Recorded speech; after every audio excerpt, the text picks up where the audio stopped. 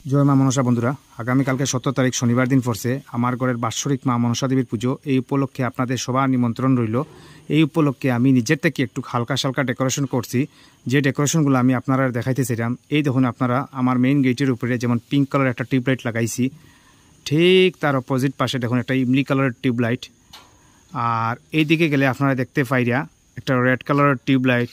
তার একটু দূরে গেলে দেখবা আপনারা একটা ব্লু কালারের টিউবলাইট।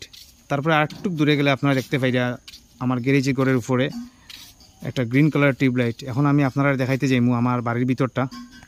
এই বছর পূজাত কোনো ধরনের কোনো স্কিন অ্যাড করছি না। দেখুন আমি এই অর্ডিনারি ফ্লাওয়ার লাগাইছি, এই যে আপনারা দেখতে পাইরা।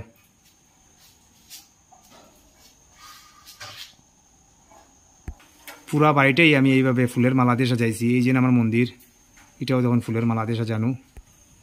এই যে এইগুলা সব কাপড়ের গেন্দা ফুল, যেটা আপনারা দেখতে পাইরা।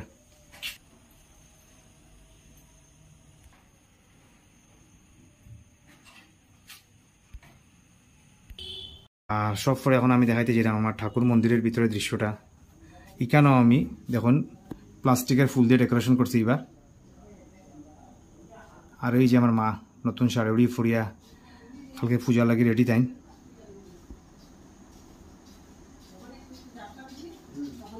আমার ভিডিওটা দেখার জন্য ধন্যবাদ সবাইরে। শুভরাত্রি। কালকে আইবেন কিন্তু। ধন্যবাদ।